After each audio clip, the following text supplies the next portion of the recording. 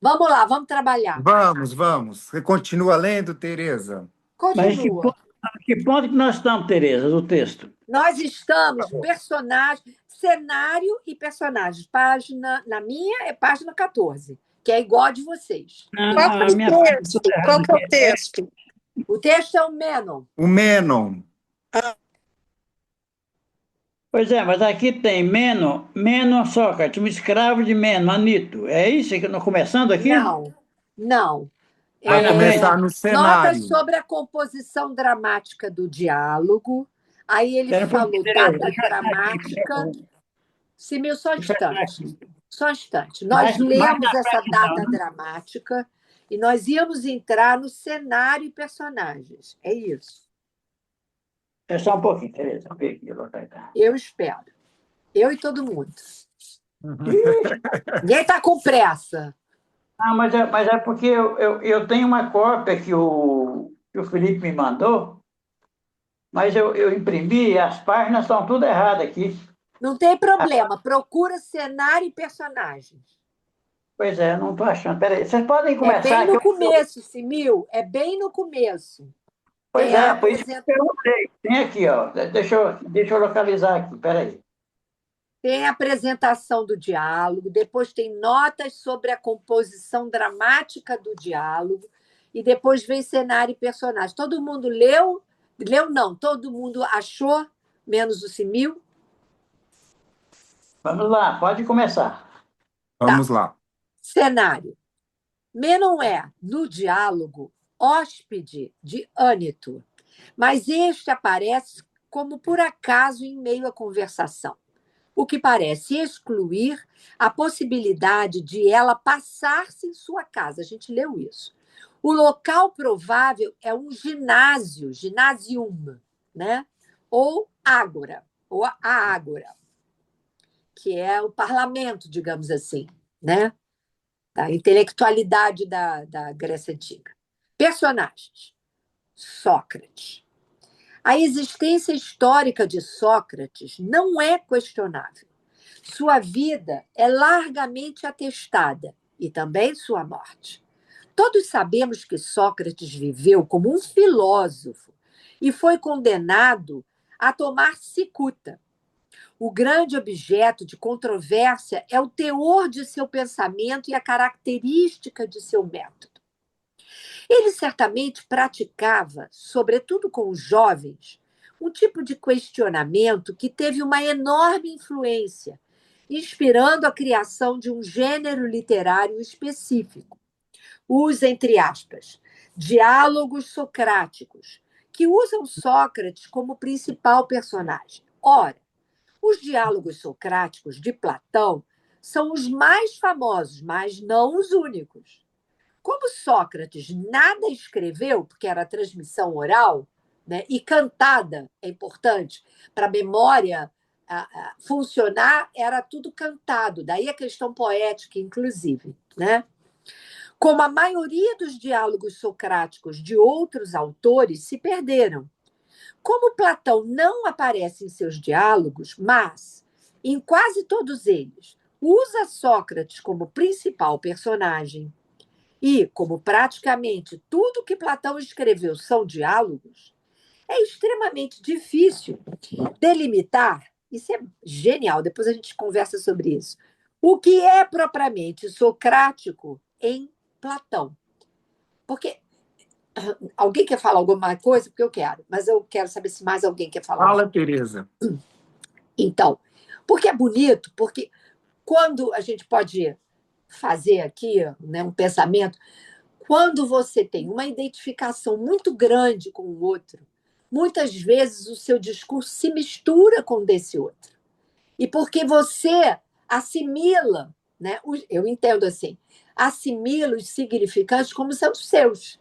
Então, isso que ele está dizendo aqui, né, é que é difícil você separar uma coisa da outra, eu penso que tem a ver com isso, com essa memória, né, que se imprime do lado daquele que, não só pela via da identificação, mas pela via da sua própria elaboração e uma certa concordância com aquilo que está sendo dito. Era essa observação que eu queria fazer, não sei se você Mas quer falar. eu Felipe queria, Nazar, eu queria fazer uma pergunta sobre isso aí. diga. É, como é que você pensa? O que que levou Platão a usar a palavra de Sócrates e o método dele para propor o pensamento filosófico dele? Afinal de contas, nós estamos falando de Platão ou de Sócrates? Pois é, essa é uma boa pergunta, eu diria. É assim, primeira parte da sua pergunta. A segunda eu não saberia agora de pronto te responder. A gente pode pensar junto.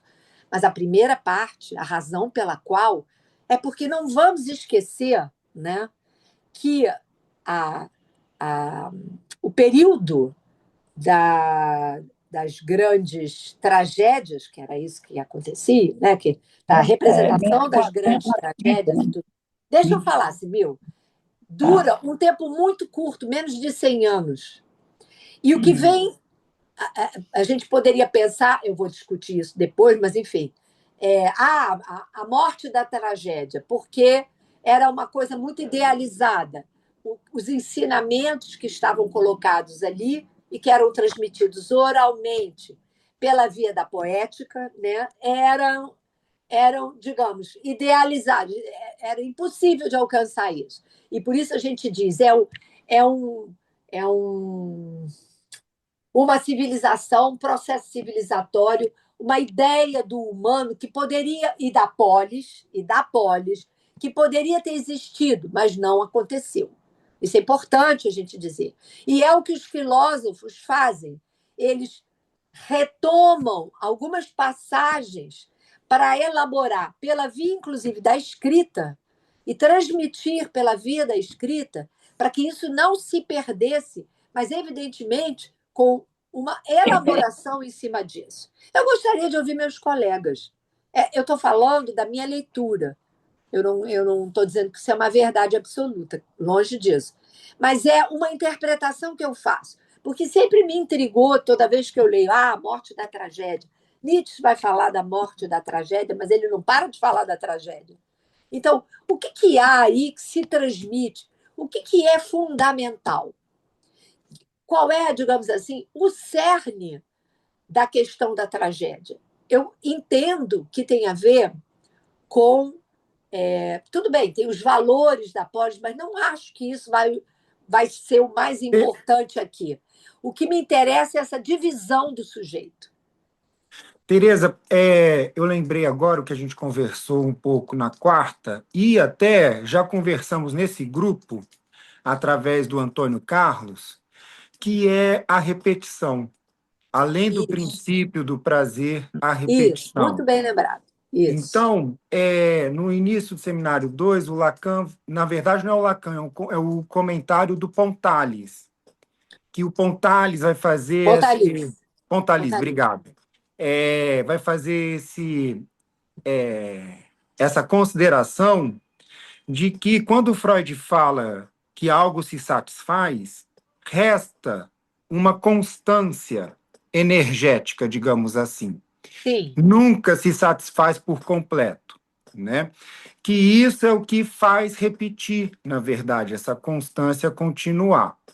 Então, e é exatamente isso que pode tanto caminhar numa linha do que a gente chama de progresso, tá? Ou numa linha daquilo que fica a nível do automaton.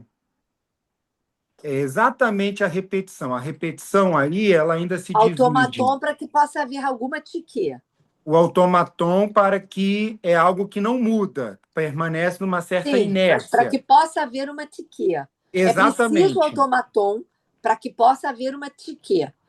E a tique está, me parece, voltando para a pergunta do Sim. Simil, nessa releitura daquilo que se recebeu como uma transmissão. Que você conserva algo do mesmo, mas você introduz algo de novo. Isso tem tudo a ver com o final de análise, inclusive. Estamos misturando as Algo, coisas algo aqui. de novo, e Mas não é que mistura, não, essa Tereza. novidade, quando surge, o Lacan vai dizer que ela surge também um efeito que, apesar da novidade, ela não é suposto pensar o passado sem ela. Isso é Isso, muito interessante. Não é isso, qualquer novidade, é uma novidade que, a partir do momento que ela é simbolizada, não isso, é mais possível. Tem-se a sensação de que ela sempre esteve lá. Essa isso. eternidade, né? Ela sempre existiu a partir do momento que ela é revelada. E isso É, está no cerne da questão da transferência. sim. Isso que é importante. O nosso tema aqui é a transferência. A gente está lendo Menon para a gente Sim. trabalhar a transferência. É muito bacana isso que você está falando.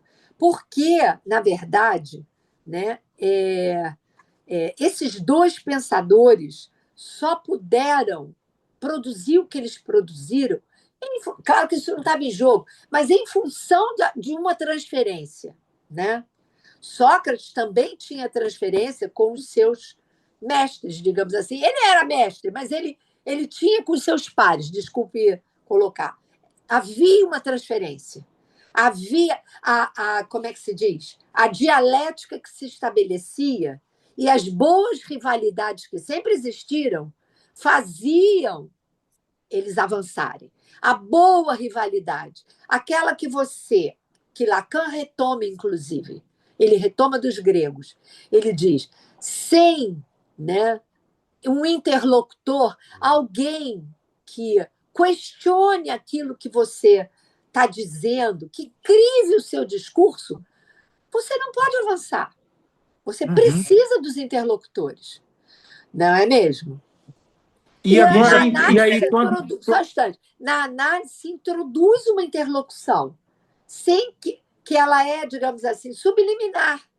O analisante ele diz para o analista esperando uma resposta. Claro que o analista não vai dar uma resposta do lugar que ele espera. O silêncio é uma resposta. Claro que é. Mas, eventualmente, né, ele pode fazer uma pontuação. E pode e deve.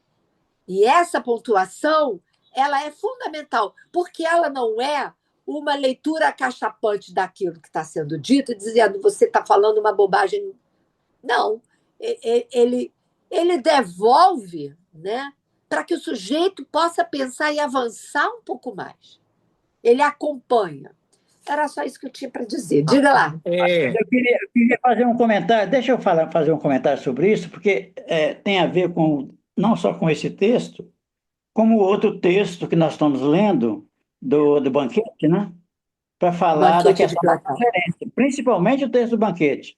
Então, me parece, a conclusão que eu estou chegando, primeiro, o Lacan fala no comentário do banquete que ele introduz, para falar do comentário do banquete, no capítulo 7, a questão da dialética. A análise, para ele, para Lacan, o desejo humano se faz numa dialética. Isso que você está falando aí. Não existe autoanálise. É preciso Isso. dois personagens, uma Dois dialética, lugares, Simil, dois dois lugares. lugares. Exatamente, eu entendi assim. É por isso que o Lacan foi recuperar, num texto de 2.500 anos, a ideia da transferência, a meu ver. Isso, isso, tem toda a razão. Fala lá, Vamos lá. Tereza, mais um comentário que, quando você falou, me veio a pergunta, uma pergunta, afirmação, enfim, uma dúvida.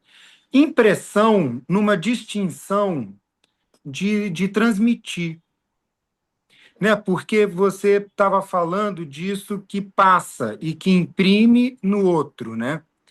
E que, enfim, me ocorreu, porque, de fato, se as coisas são intransmissíveis, de fato, aquilo que pode ser impresso no outro depende desse outro reconhecer o que foi impresso ali. E numa distinção disso. Então, talvez a transferência tenha muito mais relação com o que se imprime isso. do que se possa transmitir esse Porque a conceito de uma transmissão é posse. de falta. É Sim. transmissão de falta. E é interessante isso, porque a via poética, ela é um facilitador disso, efetivamente. A via filosófica, né, que tem a ver, não é impeditivo, mas a via filosófica, ela Por isso eu acho que eles falam da morte, da tragédia, do ponto de vista. Me perdi aqui no raciocínio. Mas voltando, esquece, voltando para o que você está falando, o que se transmite é falta. O que não impede de você se identificar com um certo discurso. E este discurso, ele é furado. O que possibilita, né, algum avanço, se a gente quiser, é da ordem do 1 a 1. O avanço não é no todo, é do 1 a 1. Você avança alguma coisa e o outro que te escuta, ele pode avançar também.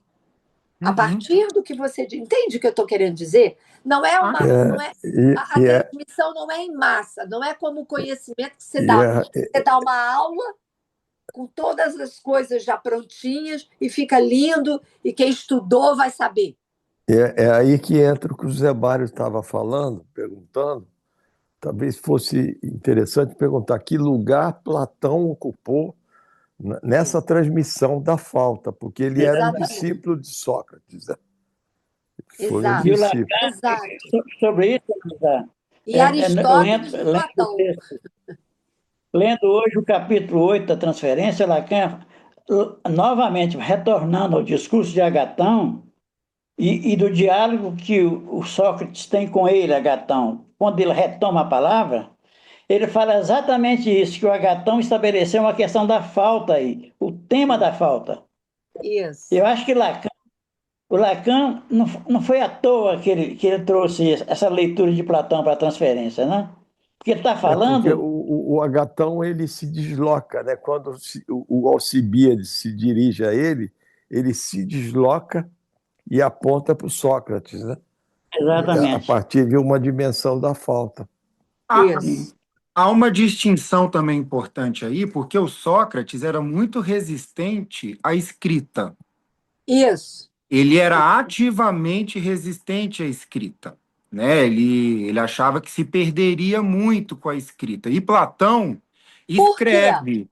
Só um instantinho. Por eu não sei o porquê. Por quê, Tereza? Por causa da voz, da pulsão invocante, por causa do fato de que quando você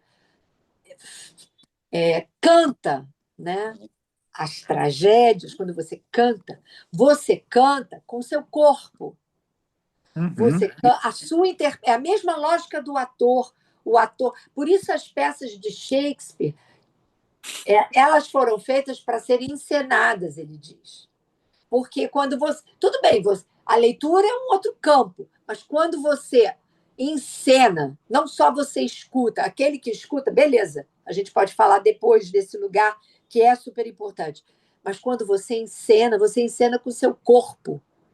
Quando você tem toda a questão do tom de voz, que é invocação no sujeito. Se você lê cadê aqui o... É o pulsional, né? O Lacan fala que a pulsão está no silêncio das palavras. Que Isso, toda palavra...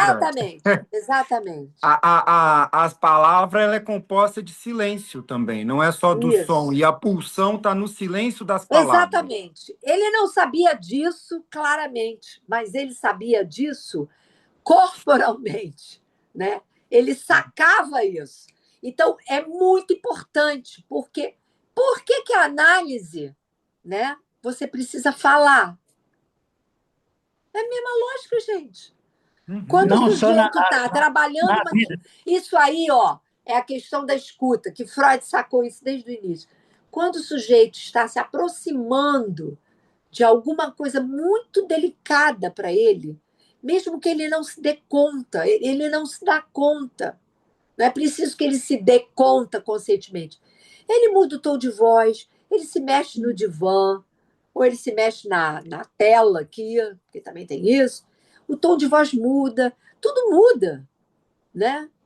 É uma resposta, digamos assim, a partir do objeto, que não responde coisa alguma, mas que toca o sujeito pela angústia. É a angústia que está em questão. Era uma transmissão pela via da fala que tinha valor de escrito. Você tem toda a razão, porque é isso. Faltou a gente falar isso. ele é condenado por corromper os jovens, ele era um corrupto, né? Quer dizer, veja como a questão da corrupção hoje é mais tolerável, né? Hoje os corruptos estão visíveis Desculpe, e você passam por isso e por aquilo e não. Mas Ô, Nazar, Naquela época era uma a transmissão oral com valor de escrita e ele é condenado por corromper os jovens e ele também não acreditava nos deuses ali. E não havia um testemunho escrito que pudesse se basear para um julgamento. Não é? Era o valor da transmissão oral. Olha só, Mas, eu quero dar essa questão outro da livro aqui, mas ele está muito. Só um Felipe instantinho. Tem está outro falando livro aí. aqui que eu quero indicar, mas ele está muito lá em cima. Vocês já tiveram a visão das minhas pernocas, porque eu fui pegar os 3 livros que eu acho que são Que importantes. perigo, hein, Tereza? Pernocas velhas não fazem mais sucesso. Rapidinho aí, gente, rapidinho aí. O que eu queria saber, gente, é o seguinte: se dá para fazer uma diferença aí entre essa questão da dialética na filosofia, que tende a elevar o amor ao saber do bem, e que na análise ela é um pouco inversa, que o amor nasce da suposição de um saber sobre o desejo, então do não saber. Uma das coisas, Simone, que disso da repetição traz é justamente porque a repetição ela vai questionar ou vai colocar radicalmente numa divisão justamente essa ideia do uno, né? Porque se você fica no registro do princípio do prazer, então do que dá prazer, e o que dá prazer necessariamente está ligado à ideia una do bem, o do bom, enfim. E aí a repetição, que a metapsicologia do Freud inaugura, vem justamente aí. Porque algo que se repete, primeiro, não necessariamente tem um compromisso com esse conceito uno do que é bom ou do que é prazer. Entende? Então, foge disso, faz isso cair, né? Enfim, não sei, foi o que eu pensei. José Marcos, deixa eu falar uma coisa rapidinho. José Marcos, fale. A gente está falando sobre transferência, então é para falar. Fala aí. É para falar. Eu não vi que ele queria falar. Cadê o Zé Marcos? Está aqui. Então, bom dia para todos. Bonjour. Boa tarde, né? Já é boa tarde. Bonjour. Então, rapidamente, sobre a questão da versão de Sócrates à escrita, né? Eu diria o seguinte: a versão de Sócrates à escrita é uma versão religiosa, né? Ou seja, para ele a escrita seria uma blasfêmia contra a deusa Mnemosine, a deusa da memória. Né? Isso. Olha, Bacanésimo isso. Obrigada, Zé Marcos. Escreve aí para a gente, manda para a gente. Escreve. Olha só. Já escrevi, está aí no chat. Obrigada, querido. Olha só, eu queria só dar uma indicação para quem não é versado nessa história da mitologia e tudo mais. Eu sugiro 1, 2, 3, 4 livros que são muito importantes, ou pelo menos estão sendo para mim no meu livro. Esse aqui, do Jean-Pierre Vernant, O Universo dos Deuses. Não, O Universo, os Deuses e os Homens. Esse aqui. É muito importante. Jean-Pierre Vernant. O outro é Jean-Pierre Vernant e Pierre Vidal-Naquet. Mito e Tragédia na Grécia Antiga. Esse aqui. Estou falando, dando para vocês as minhas dicas. Pode ser que tenha outro. E outro também importante, As Transformações do Mito. Esse eu acho super bacana. As Transformações do Mito através do Tempo, do Joseph Campbell. É esse aqui. Uhum. E, por último, esse é um primor. Eu estou colando dele um monte de coisa. É A Tradição Clássica. Influências gregas e romanas na literatura ocidental, que é esse aqui Gilbert Hyatt. Esse é maravilhoso. Tereza, Maravilhoso. Tereza, do Joseph Campbell também tem o Herói de Mil Faces, que é maravilhoso. Também, tem toda a razão. Maravilhoso. Eu acho até que, assim, é leitura, assim, básica. Coloca aqui no chat. pras Tereza, pessoas. tu podes colocar depois as fotos das capas? Posso.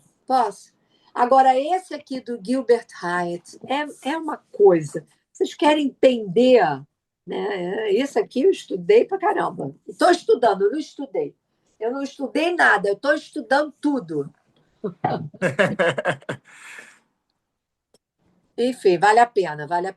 Depois eu coloco. Vamos continuar, gente? Vamos. A gente deu uma volta aí do tamanho do bonde. Bom, a maioria dos intérpretes, com importantes exceções, aceitam que os primeiros diálogos de Platão retratam de maneira fiel o método socrático de questionamento e apresentam certas teses que constituem a ética socrática. O Mênon já pertenceria a uma fase posterior, onde influências outras que Sócrates começam a dar novos rumos ao pensamento de Platão. Olha que bonito, que não é uma questão evolutiva, é uma questão de elaboração, de outra ordem. Progressivamente, o Sócrates passa a ser apenas o porta-voz de Platão, o personagem principal que ele conserva, por fidelidade ao gênero literário que sempre utilizara. É muito lindo isso. O estilo, A questão ética. Os analistas deviam escutar isso em relação à relação com seus pares que o antecederam. Você não precisa jogar na lata do lixo, literalmente. Você pode fazer do lixo humus. É isso que ele está dizendo aqui. Fazer o porta-voz. Da merda você faz fertilizante. Mênon. O Mênon histórico era originário da cidade de Farsalo, na Tessália, e pertencia a uma família da nobreza que teve importantes ligações com a Pérsia e também com Atenas, porque havia uma rivalidade, inclusive, né, dos persas com os gregos. Embora os gregos tenham, como se diz, absorvido muita coisa, porque eles eram mais avançados a princípio, né? Enfim. A passagem que Sócrates diz ser ele um hóspede por herança paterna do grande rei faz aparentemente referência a um pacto de amizade entre, olha só, os ancestrais paternos de Mênon e o rei da Pérsia. Provavelmente do avô de Mênon e Xerxes, por ocasião da invasão persa comandada por este, 480 AC, que teve o apoio dos Aleuades, governantes de Larissa. Mas a Tessália mantinha também com Atenas laços de amizade e alianças. E há registros da ligação de membros da família de Mênon com Atenas. Se não me engano, Tessália é a região que também é hoje uma parte da Turquia. Eu estou falando besteira. Alguém conhece aí um pouco mais do que eu, essa parte da geografia? Eu acho que é. Eu li em algum lugar isso, mas enfim. Não importa, isso não tem grande importância. Em 477, 476, o Mênon de Farsalo, talvez avô do Mênon do diálogo platônico, comecem a prestar atenção na questão também da tradição da transmissão do nome. Né? Isso é importante a gente pensar. Né? O que você carrega no nome que você leva adiante? Olha só o que ele está falando aqui sobre a questão do nome do pai. Mas, enfim, isso é maluquice da minha cabeça. Então, foi recompensado, o avô, né? Foi recompensado com a cidadania ateniense por seu apoio à expedição ateniense sob o comando de Cimon contra Eion. Heródoto 6, 72, eu não sei ler muito bem isso. Plutarco, Temístocles, 21, eu não sei ler. Talvez seja o mesmo Mênon de Farsalo que estava entre os chefes dos contingentes enviados por cidades da Tessália para ajudar Atenas na guerra Arquidâmia, em 431. Tucídides 2, 22, 3. É os versos, né? É isso que eu estou entendendo. É essa ligação tradicional entre a Tessália e a família de Mênon com Atenas que sugere a J.S. Morrison, seguido por R.S. Bloch, a interpretação segundo a qual a presença de Mênon, do diálogo, em Atenas, que Platão usa como ocasião para um diálogo entre ele e Sócrates, prende-se a um determinado acontecimento. E isso é muito importante, tá? A vitória de Licofron, tirano de feras, que, em 404, desejando governar toda a Tessália, derrotou em batalha os tessálios, que a ele se opunham, Larissos e outros, e matou muitos deles. Xenofonte, Helênica, isso tudo são tragédias, ou melhor, Relatos históricos. épicos que são falados, enfim, escritos, né? Os aristocratas de Farsalo teriam então enviado Mênon filho, neto, né, a Atenas para conseguir ajuda contra a ameaça representada por Licofron. Mas, nesse caso, Mênon só teria deixado a Tessália depois de terem chegado notícias da restauração dos democratas em Atenas. E só teria chegado nessa cidade em fins de 403 AC. Ele deve ter deixado Atenas o mais tardar no inverno do ano seguinte, pois, na primavera de 401, estava em Colosso, na Ásia Menor, prestes a participar da expedição de Ciro contra Artaxerxes, Xenofonte, que descreve essa expedição na Anabase. Fornece também uma descrição do caráter de Mênon, apresentando-o como extremamente inescrupuloso, desleal, interesseiro e ambicioso. Há talvez exagero na descrição desfavorável que dele faz Xenofonte, mas nisso se apoia P. Friedlander para ver sarcasmo na escolha que Platão faz de Mênon como interlocutor de Sócrates num diálogo sobre a virtude. É muito lindo isso. O que é interessante, Queria falar uma Tereza, coisinha. deixa eu falar um pouquinho sobre essa questão do sarcasmo, porque isso comparece muito no texto da República. O discurso, o discurso de Agatão é sarcástico. Isso. Fala lá, José Marcos. Eu queria retomar a questão da transferência, né, que estávamos trabalhando aqui, a transferência de Platão a Sócrates, porque Isso. nos diálogos de maturidade do Platão, como você leu, né, Tereza, Sócrates ele vai se tornando um personagem entre outros, ele vai perdendo importância.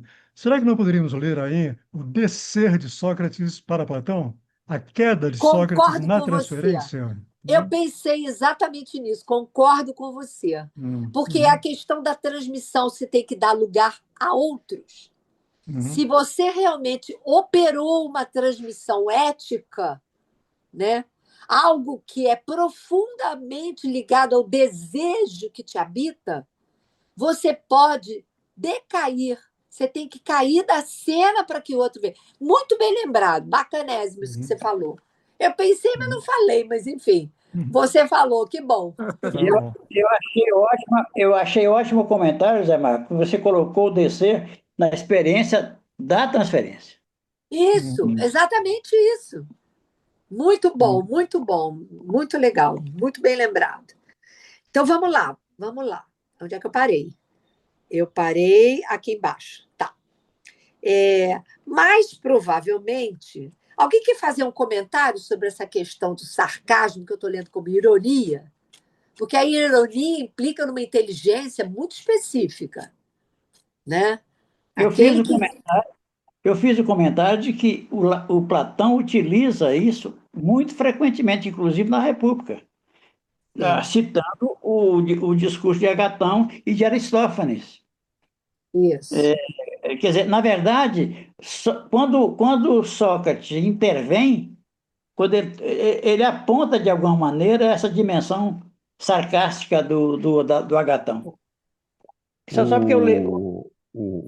A Diana Rabinovitch, no livro O Desejo do Analista, isso, no segundo capítulo, quando ela vai trabalhar um ponto crucial do seminário O Ato Analítico, do Lacan, seminário 15, da posição que o analista, não é, se ele quer ocupar a posição de analista eticamente, vai trabalhar a questão do fingir e esquecer.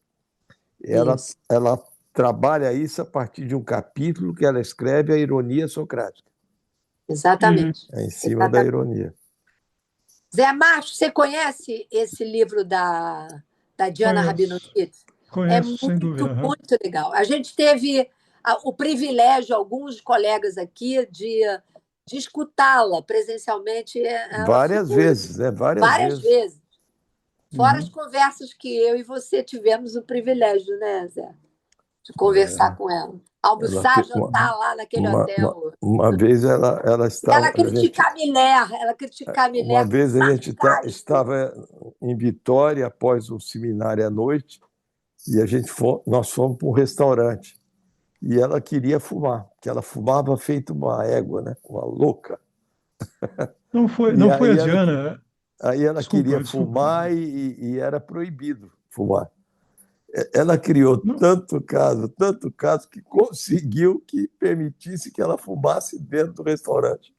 Diga lá, Zé Marcos. não foi a Diana que participou, não, digamos, para trazer o Lacan para o seminário de Caracas, em Em 80? Caracas, foi ela. Exatamente. Foi, Uhum. E foi ela, depois foi foi ela. chutada pelo Miller, porque ela não Não, aceitou se submeter a isso. A ela, verdade é essa, ela disse isso para gente. Não ela adianta chutou, botar né? Ela chutou.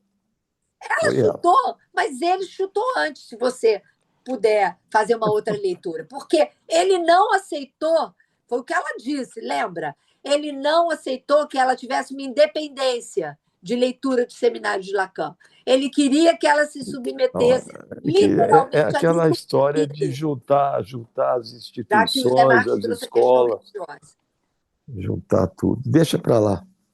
Ah, não, mas isso é importante para o Não, movimento psicanalítico. isso no último É importante capítulo. os colegas O saberem. último capítulo desse livro, O Desejo do Analista, chama Lógica da Escola, que é Isso. pesado. Ela vai trabalhar a questão do não todo, é lindo. Mas ali, no início, ela conta a história do que aconteceu. Ela conta a história pela via da teoria, inclusive. Isso. Continua. Ela era muito Uma inteligente. sobre a ironia e o sarcasmo. Vocês acham que quando o analisando, enfim, a gente acaba usando de um recurso chistoso, né, para poder falar? Você Isso. dialoga também com isso. Nesse sentido, seria uma posição de fala, enfim, em que é suposto uma abertura maior do inconsciente e, consequentemente, alguma impressão, algum agir sobre isso também? Seria talvez esse o humor, que na época era chamado sarcástico, mas talvez chistoso? É Isso. possível pensar dessa maneira também? E daí essa abertura para uma transmissão e uma ação e a transferência poder ter uma impressão num diálogo a partir desse registro Eu posso afetivo, falar Interessante o que digamos você está assim? dizendo. como eu penso? Eu penso que não se conduz uma análise sem humor. E, aliás, eu diria É até verdade. que uma das mais eficazes pontuações do analista é o humor, é a Uhum. gargalhada. E o Verdade. Nazar faz muito isso, hein? Eu nunca dei gargalhada, nada disso. Eu sou um santo. Vamos lá. Santana, vamos lá. Ah, Mas, provavelmente, Mênon é, para Platão, representante de uma visão que associa a virtude ao poder. Aí a palavra poder aqui me Captura, né? capturou, porque Está não entre é o aspas aqui no poder meio, pelo está entre poder. aspas. Ele está falando de outra coisa. Ele está falando do poder da transferência. Isso, exatamente. Da O transferência poder nesse da sentido. transferência, o poder da Da persuasão sugestão. por um discurso lógico, e não De uma por suposição de sedução. saber, de uma suposição de saber. Exatamente, exatamente, isso. Mas é também uma reação, Tereza, porque volto a citar o texto da República. Quando o Sócrates diz que ele ficou petrificado com o discurso de Agatão, Verdade. medusado. Ele usa a palavra medusado, que é esse poder de medusar o outro, né? Esse é o poder que ele está falando aqui, me parece. Que o, Porque, que o, que o Alain de Vaio cita no livro dele, Invocações, ele fala da sideração. exatamente, é o mesmo texto que Lacan fala, que está aqui no comentário de Lacan, que Isso, o Sócrates teria ficado siderado com o isso, discurso de Agatão. isso. Nesse sentido, é significativa sua origem e a sua ligação com Górgias, que Olha havia aí. visitado a Tessália, onde obtivera enorme sucesso, e cujo nome é associado ao ensino da retórica. Tá? Eu não sei se vocês sabem, tem uma escola, eu estou muito curiosa para conhecer essa escola de perto. É uma escola que tem uma metodologia de ensino, ensino que tem a ver com a liberdade de pensar. E é uma escola assim, a criança e o adolescente, ele vai para a escola regular e ele tem no espaço que ele ficaria fazendo outras coisas, ele vai para essa outra escola que eu vou buscar o nome, porque eu não lembro agora qual é o nome, tem um nome engraçado. E lá eles estudam toda a forma de transmissão de saber, né? Não de conhecimento, transmissão de saber, como pela via antiga, e os ensinamentos são todos em latim. Quando eles aprendem o latim. Então, eles aprendem retórica, são 3. Retórica e mais 2 que eu não lembro agora. Mas é um ensinamento antigo. E eles aprendem, quando eles estão mais avançados, eles aprendem também o grego. São as 2 línguas ditas mortas. E é muito interessante o que isso provoca no trabalho de elaboração dessas crianças e adolescentes. Eu vou recuperar isso direitinho e vou trazer aqui, vou botar aqui para vocês, porque vale a pena, é bacana. Então o ensino Tereza, da eu posso retórica. ler um pouquinho sobre essa questão aí do Gorgias, que tem a ver com o texto, que ele está citando Gorgias, né? Aqui Isso, no texto do discurso de Agatão, tem uma pequena passagem aqui que eu quero ler para nós. A verdade, Freud dizendo, Sócrates dizendo para Agatão, depois que ele discursou, a verdade é que seu discurso me lembrou tanto de Gorgias que me senti precisamente na situação descrita por Homero, temida. Eu temia que Agatão, nas suas últimas frases, me levasse a encarar a terrível cabeça de Gorgias. Está aqui no texto da República. Que muito bom. de uma maneira, ele está esclarecendo que esse personagem Gorgias tinha essa dimensão mitológica da Medusa, né? E aí a história do poder aí que nós falamos antes. Seria interessante se a gente na escola pudesse chamar algum especialista, né, filósofo, para que ele viesse destrinchar um pouco mais para a gente, porque tem muita gente que não tem nenhuma leitura dos clássicos.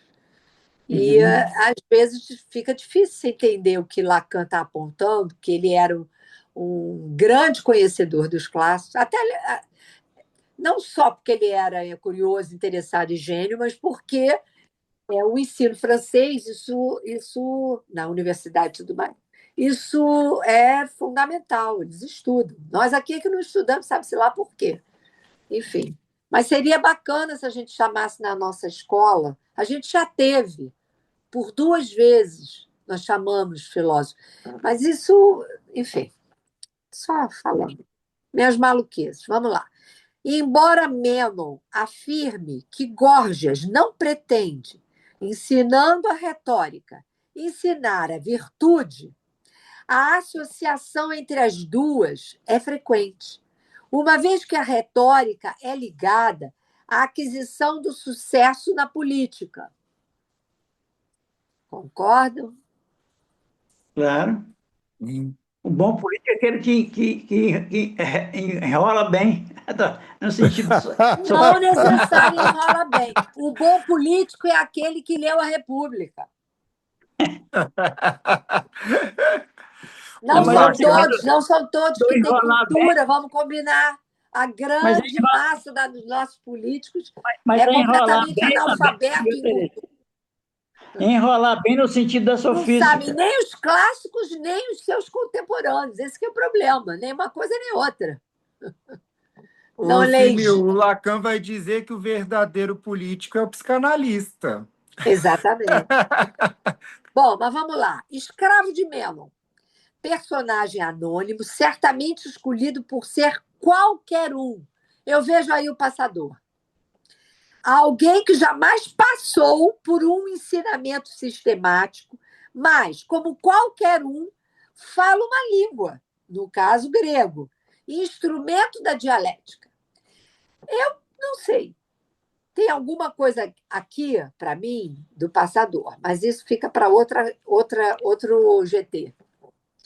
Ânito, um dos 3 acusadores de Sócrates, certamente o mais poderoso deles, no processo que resultou em sua condenação à morte. Não pertencente a uma das famílias aristocráticas que dominavam a política de Atenas até a época da Guerra do Peloponeso, olha, a guerra está o tempo todo comandando, né? Ânito é um dos novos políticos que surgiram nessa ocasião, vindos de outras classes sociais, como a de artesãos.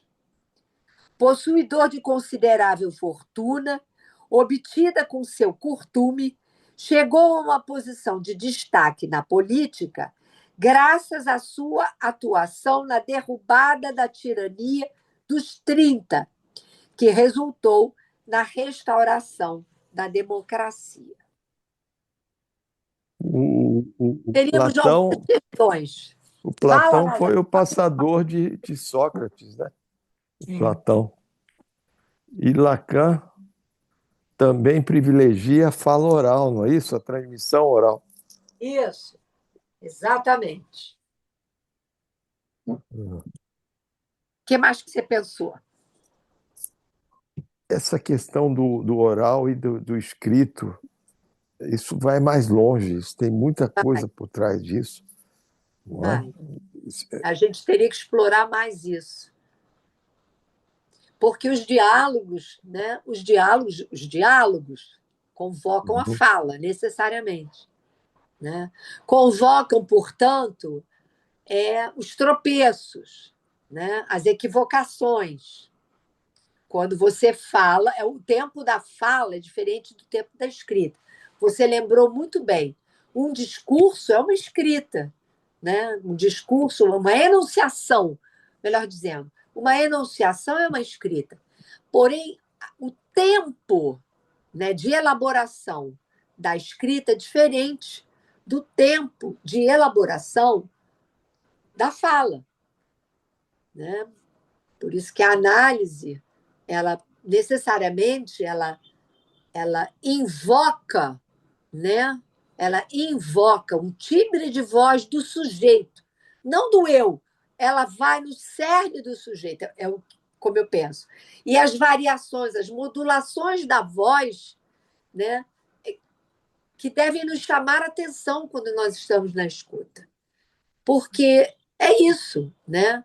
Através da fala, o sujeito se faz presente, a gente fala isso, repete isso aos montões, através das formações do inconsciente, e que comparecem justamente nessa